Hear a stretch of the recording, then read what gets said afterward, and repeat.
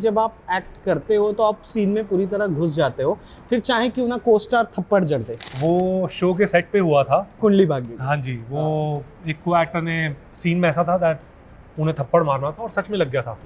कुंडली भाग्य एक बहुत बड़ा शो था, तो बाकी मेकर्स को ना अप्रोच करने से पहले डर लगता है कि ये तो पैसे ज़्यादा मांगेंगे, अप्रोच करने में ही डरते हैं।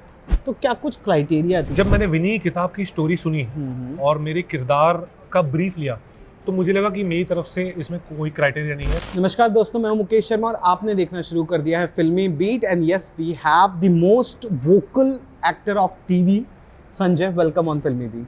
Thank you. वोकल मैंने क्यों कहा? क्योंकि यू हैव ओपिनियन और आपको डर नहीं लगता, आप कह देते हो। आपको नहीं लगता?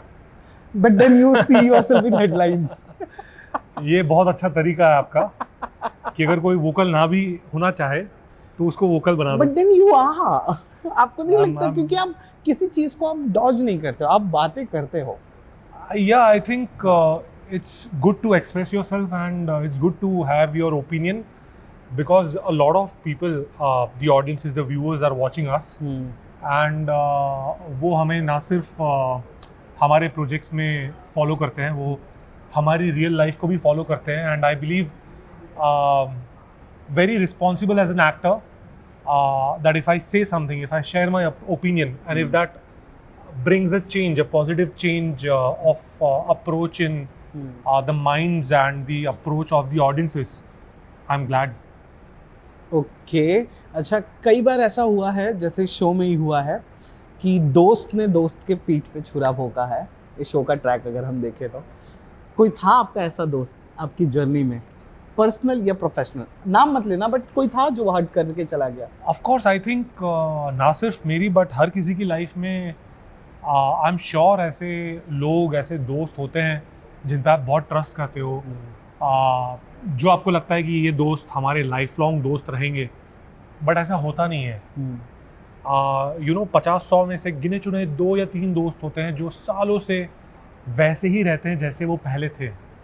सो आई थिंक ये हर किसी के साथ होता है। अगर कोई भी इंसान ये बोलता है कि नहीं, आज तक मुझे किसी ने धोखा नहीं दिया, तो आई थिंक वो झूठ बोल रहे हैं। अच्छा, कौन है दोस्त आपका अभी तक जो है शुरू से अब तक इंडस्ट्री में? अभिषेक, जो विनी किताब में को स्टार भी है, साथ में नहीं है पर है। कुंडली भाग्य में 6 साल में साथ में काम किया था। एंड कोइंसिडेंस हो गया, देखिए आज फिर से हम एक साथ काम कर रहे हैं एंड हम 2 ही लड़के हैं इस वेब शो में। सो ये एक आई थिंक बहुत अच्छा ब्यूटीफुल कोइंसिडेंस हुआ है कि हम दोनों फिर से काम कर रहे हैं एंड ऑफ स्क्रीन हम एकदम ब्रदर्स की तरह है। कभी आप लोगों ने बैठकर वो शेयर किया कि एक तो टीवी वीन हो ना कि वो बहुत ज़्यादा स्टीरियोटाइप कर देता है, ये एक टाइपकास्ट कर देता है, उसके अलावा जो स्टैंप लग गया है कि अरे कुंडली भाग्य के इतने बड़े शो के ये बड़े एक्टर्स हैं, इन टर्म्स पेमेंट वाइज या कास्टिंग वाइज, क्या वो कभी ड्रॉबैक के तौर पर आ गया सामने? यार काम करने का मौका तो दे दो, बाद में बात करेंगे इस पे। हाँ, you are absolutely right. Kundali Bhagya एक बहुत बड़ा शो था एंड हमारे देश के नंबर 1 प्रोडक्शन हाउस की तरफ से था। तो बाकी मेकर्स को ना अप्रोच करने से पहले डर लगता है कि ये तो पैसे ज़्यादा मांगेंगे, इनको बहुत बड़ी अरेंजमेंट्स की ज़रूरत होगी। तो है ऐसा, मैं झूठ नहीं बोलूँगा, अप्रोच करने में ही डरते हैं। बट आई वुड से आपके प्लेटफॉर्म के ज़रिए के डरिए मत, हम एक्टर्स हैं एंड हम सिचुएशन, सर्कमस्टेंसेस और प्रोजेक्ट के हिसाब से बहुत अच्छे से अपने आप को मोल्ड कर देते हैं। He is looking for words कि मैं कैसे बोलूं कि लोगों को बुरा भी ना लगे। Yeah, absolutely, because मेरा मेन जो मोटिव है वो ये नहीं है कि मुझे 7 स्टार होटल में कमरा चाहिए। मेरा मेन मोटिव है कि मैं ऑडियंस को एंटरटेन करूं, मैं अच्छे प्रोजेक्ट्स में अच्छे मेकर्स के साथ काम करूं, अच्छे रोल्स निभाऊं, जिससे मेरी ऑडियंसेस जो मुझ पर भरोसा करती है उनको मैं खुश देख सकूं, उनकी एक्सपेक्टेशन पे खरा उतर सकूं। That is my priority. चलिए, क्योंकि हमारे पास वक्त कम है तो लास्ट के 3 क्वेश्चंस में मैं रैप करूंगा। मैं काउंट इसलिए दे रहा हूं ताकि आप उन क्वेश्चंस पर खुलकर बात कर सको। पहला क्वेश्चन ये कि इस शो के लिए आपने जब हाँ बोला तो क्या कुछ क्राइटेरिया थी, क्योंकि एक तो आपके लिए, अलीशा के लिए और अभिषेक के लिए, सबके लिए ओटीटी एक डेब्यू के तौर पर ही इसे देखा That's जाएगा, right. तो क्या कुछ क्राइटेरिया था कि बहुत ज़्यादा स्किन शो नहीं होना चाहिए, या मेरा रोल इसमें भी ग्रे क्यों कर दिया है तुम लोगों ने, या क्या था? ऑनेस्टली मेरी तरफ से हाँ। क्राइटेरियाज तब आती है जब मुझे ऐसा लगता है कि क्राइटेरियाज होनी चाहिए। हाँ। जब मैंने विनी की किताब की स्टोरी सुनी और मेरे किरदार का ब्रीफ लिया, तो मुझे लगा कि मेरी तरफ से इसमें कोई क्राइटेरिया नहीं है, बिकॉज कहानी जो है ना सिर्फ एंटरटेनिंग है, it gives out a very very strong message to all the women and also to men. Women इसलिए बिकॉज इस कहानी के जरिए all the women will get encouraged to express themselves and to fight for the rights. And message men को इसलिए पहुंचेगा कि you always have to respect all the women around and not cross a certain boundary or a certain limit. So इसीलिए मेरी तरफ से कोई criteria नहीं थी। एंड दूसरा, मेरा जो किरदार है बहुत ही मज़ेदार किरदार है। मैं ये डेफिनेटली कहना चाहूँगा कि प्रीवियस जो शो किया था उससे अलग कैसे है। हाँ। ये जो किरदार है, ये कसौली हिल स्टेशन है, उसका एक पब्लिशर है। हाँ।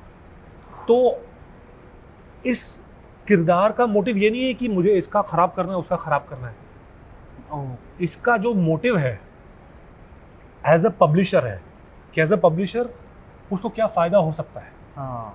वो और अमीर कैसे बन सकता है। करेक्ट। उसके लिए जो वो तरीके अपनाता है वो गलत है।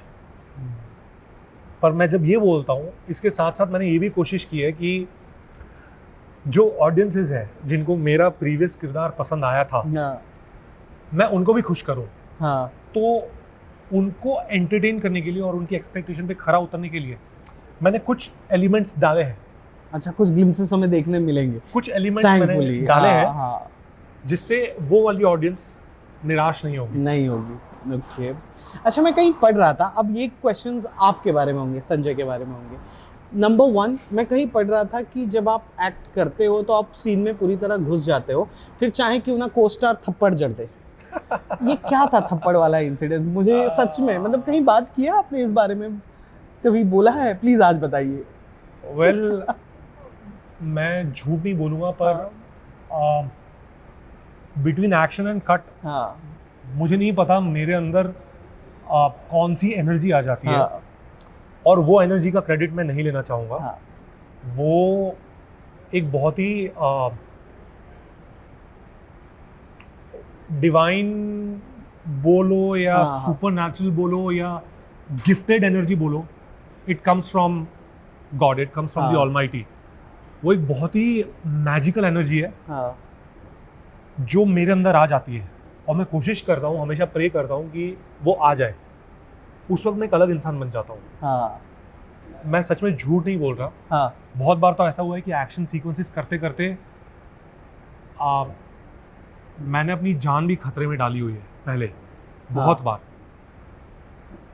तो ये बात सही है कि इतना ज़्यादा घुस जाता हूँ कि कभी कभी याद नहीं रहता है कि मैं संजय भी हूँ, एंड एज संजय मेरी रिस्पॉन्सिबिलिटीज़ भी है ऑफ स्क्रीन एंड कट के बाद। मैं संजय हूँ और मेरी रिस्पॉन्सिबिलिटी है जिन्हें मुझे पूरी करनी है।